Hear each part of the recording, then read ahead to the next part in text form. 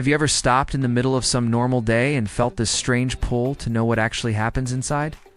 Those massive potato fields that somehow turn into the billions of chips and fries we eat without thinking, like theirs? A whole hidden world running behind our everyday cravings.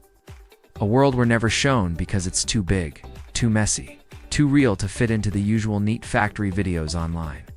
And if you really stepped inside that world, you'd feel something. Electric in your chest, like the ground itself is breathing under the weight of millions of potatoes being lifted from the soil at the same exact moment. Because that's what it feels like when you see the world's largest potato harvest with your own eyes. When you stand on the edge of a field that stretches so far it almost blends into the sky, a horizon packed with giant harvesters rolling in slow, powerful waves, their engines rumbling like distant thunder, and crews shouting to each other through dust clouds that taste like earth and diesel mixed together. Nothing about it feels simple. Nothing feels small.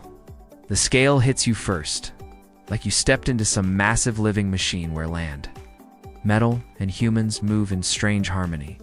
The ground shakes when the harvesters dig in. You can feel the vibration through your boots, up your legs, straight to your ribs. It's wild.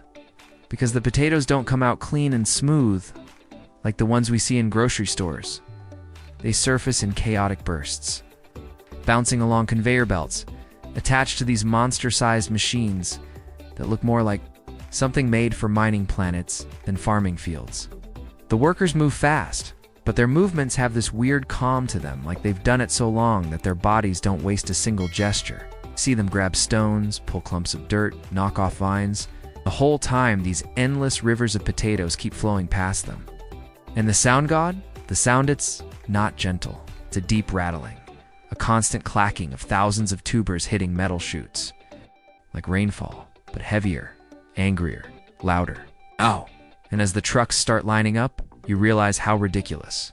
The quantity is 1 truck, 2 trucks, 10 trucks, 20 in line, all filling up non-stop.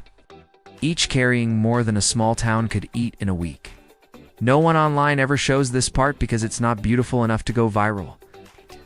But it's the real beginning, the chaotic heart of one of the biggest food systems we depend on without paying attention. There's mud everywhere. Smears of dirt across everyone's clothes, sweat dripping, radio calls crackling, someone cursing because a belt jammed, someone else laughing like they haven't slept in 2 days. But then the moment the sun starts dropping, everything changes. The field glows orange. The machines cast long shadows as the dust turns golden. And suddenly the chaos starts looking like art. You get this wave of respect for the people who do this day after day. Because it's not just farming, it's this giant synchronized push that keeps global food supply running and nobody claps. For it, nobody posts about it. Nobody knows it even exists. And then the potatoes travel. They go from raw chaos to precision engineering in a way that feels almost unreal. The factory's god, they're massive. You walk into one, and the air hits you with this strange mix of cool metal, warm oil, and a faint starchy smell that you can't forget later. Conveyor belts everywhere, some running slow, some running so fast your eyes take a second to track them. Tons and tons of potatoes being washed in huge tumbling drums that roar like waterfalls. Peeling machines spinning with blades sharp enough to slice through metal. Sorting lasers flashing tiny red dots across every passing potato to judge its color, shape, density stuff humans can't even notice with the naked eye. Every potato that scores wrong is kicked out so fast you barely see it happen. The good ones move forward, and you follow them through this maze of machines that are doing 50 tasks at once. A worker walks by and tells you they process so many potatoes in a single hour that it matches what some entire countries eat in a day. You don't know if he's exaggerating or not, but honestly, when you see the speed of the slicing blades thin, fast, slicing thousands of cuts per minute too, kind of believe him. The fries fly through the air like they're weightless, landing in giant oil tunnels where they're flash fried at a temperature so hot it makes your eyes sting a little. Then they're cooled instantly and frozen solid, locking in this perfect crispness that factories take years to perfect. The chips go a whole other direction. They're sliced paper thin by machines that almost hum like a song while cutting. The slices drop into boiling oil, puffing slightly as moisture bursts out. And then a second later, they're lifted into flavored drums that look like huge rotating barrels coated with fine powders cheddar. Chili, lime, whatever the world is. Craving this month? The smell hits you so hard, it's almost unfair. It's like being punched by the best snack of your life. And the whole time you're thinking, these tiny chips and fries started as muddy potatoes bouncing across a field, and now they're international. Products shipped to 50 countries in boxes stacked higher than most people's houses. And standing there in this massive humming factory, you realize that the efficiency here isn't just machinery, it's a weird mixture of engineering, human instinct, and generational knowledge. Worker tells you his grandfather harvested potatoes by hand, and now his job is to monitor digital screens showing graphs of oil temperature and frying times. Technology didn't erase the human part, it just changed it. There's this strange pride in the room. Silent, heavy, real, and the thing that hits you hardest is that none of this ever makes it online the way it truly looks. Platforms show the clean, shiny parts, the perfect shots, the slow-motion fries.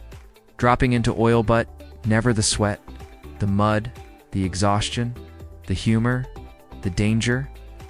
The exact moment when a machine's giant arm jerks unexpectedly and 3 workers rush to fix it without even talking. They've done it together so long. Their reactions sync automatically. You don't see that on YouTube. You don't see the kid eating chips in another country who has no idea his snack came from a machine. The size of a house and a farmer who woke up at 3 a.m. because the soil was finally dry enough to harvest. You don't see how fragile the whole chain is, how one storm can ruin a field, how one faulty part can shut down an entire line, how one small decision affects millions of tons of food. But when you see the world's largest potato harvest unfold in front of you, and then watch 250 million tons move from soil to snack, you start feeling a weird blend of awe and responsibility.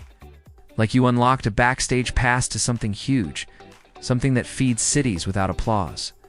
You walk out of the factory with the smell of warm oil still clinging to your clothes, the sound of conveyor belts still echoing in your ears, and the image of those endless fields still burned in your mind like some giant living map.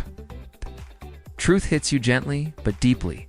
This entire system survives on thousands of moving parts. Most of them human, most of them invisible. And the world keeps eating because these people keep showing up. And maybe that's the real story behind every chip, every fry, every bite we take without thinking. And that's why this harvest isn't just big, it's a world of its own. Hidden in plain sight, still beating, still growing, still pushing forward even when nobody is watching. And maybe that's the most unbelievable part of all.